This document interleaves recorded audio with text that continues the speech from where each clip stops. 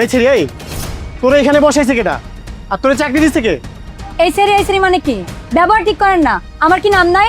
আমার চাকরি যে দিছে আপনাদের কোম্পানির যে কোনো একজন দিছে। আমার ওজন দেখে আপনি চাকরি করস এইটা আমি দেখতেছি।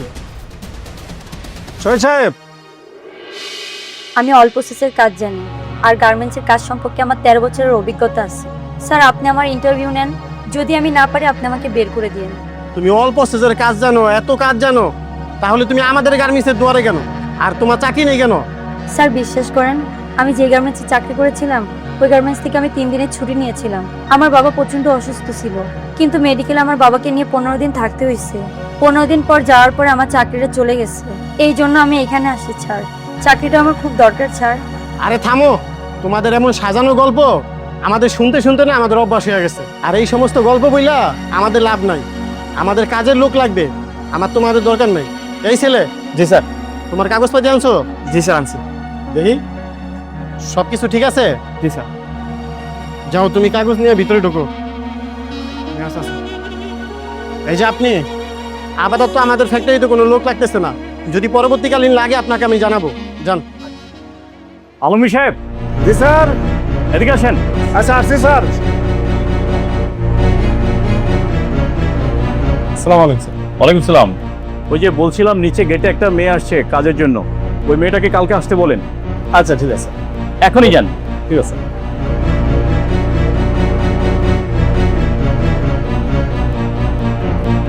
শোনা, জি স্যার। আগামীকালকে সকাল 8টার সময় তোমার কাগজপত্র সহ তুমি আমাদের গেটে থেকো। সত্যি স্যার? হ্যাঁ সত্যি বলছি। ঠিক আছে স্যার। আসসালামু আলাইকুম। ওয়ালাইকুম আসসালাম।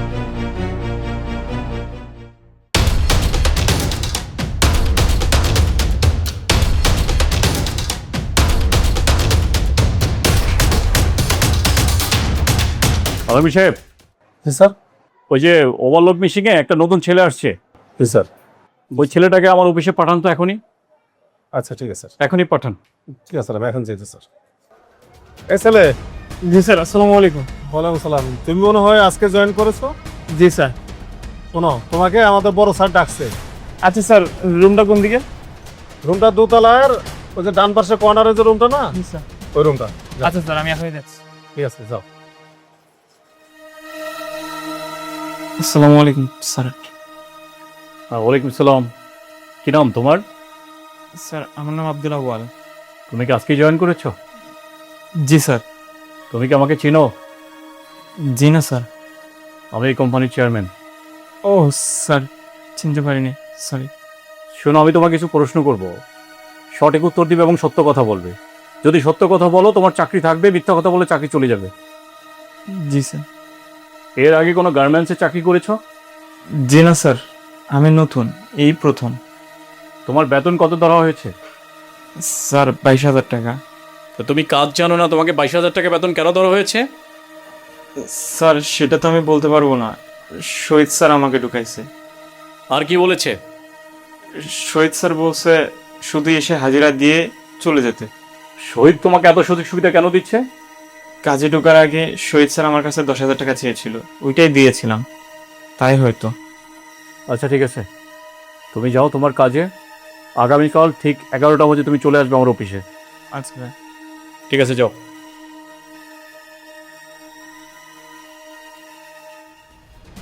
এই ছেড়ে এই তোরা এখানে বসাইছে কেটা আর তোরা চাকরি দিচ্ছে কে? এই সেরি মানে কি? ব্যবহার ঠিক করেন না। আমার কি নাম নাই? আমার চাকরি যে দিছে আপনাদের কোম্পানির যে কোনো একজন দিছে। দাঁড়া, তোর ব্যবস্থা আমি নিতেছি। আমার ওজন দেখে আপনি চাকরি করস এইটা আমি দেখতেছি। শহীদ সাহেব,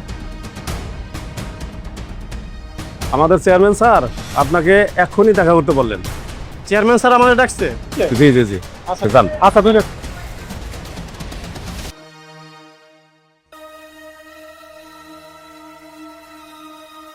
কি ব্যাপার? তুমি স্যারের রুমে, তুমি এখানে কি করো? তোমার কাজ করে কে? শহীদ সাহেব, ওকে আমি ডেকেছি। আচ্ছা ঠিক আছে, তা থাও। স্যার কেন ডাকছেন আমারে? এই ছেলে তো কালকে জয়েন করেছে। হ্যাঁ স্যার। ও কি কোনো কাজ জানে? হ্যাঁ হ্যাঁ স্যার, ও কাজ জানে। ওর আজকে 10 বছর এই জগতে অভিজ্ঞতা স্যার।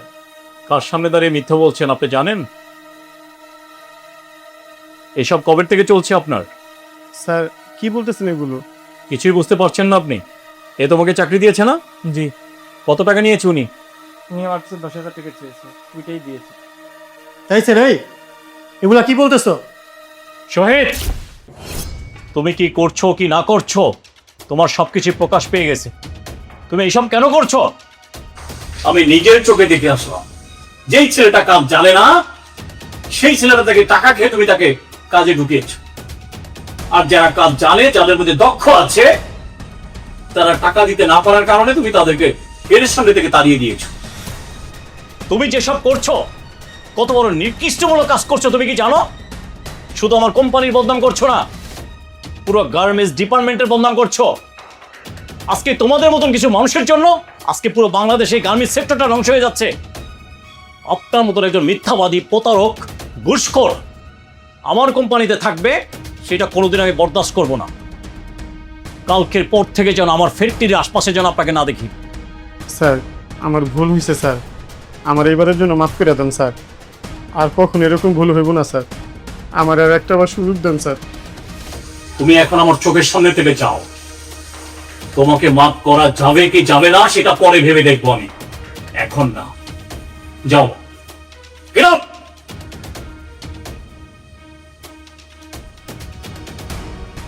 আর এই যে তুমি অন্যায় করেছো। যে ঘুষ নেয়, যে ঘুষ দেয়, দুজনে অপরাধী। তুমি তো কাজ জানো না। না স্যার। 2 দিন ডিউটি করেছো, 2 দিনের টাকা অ্যাকাউন্ট থেকে নিয়ে চলে যাও। স্যার আমার মা খুব অসুস্থ, আমার মায়ের চিকিৎসার জন্য 10,000 টাকা রেখেছিলাম, সেই টাকা দিয়ে এই চাকরিটা নিয়েছি স্যার। এখন যদি স্যার আমার এই চাকরিটা চলে যায়, আমি তো পুরো নিরুপায় হয়ে যাবো স্যার। তুমি কালকের থেকে আমার অফিসে পিয়নের দায়িত্ব পালন করবে। অসংখ্য ধন্যবাদ স্যার। ঠিক আছে, যাও।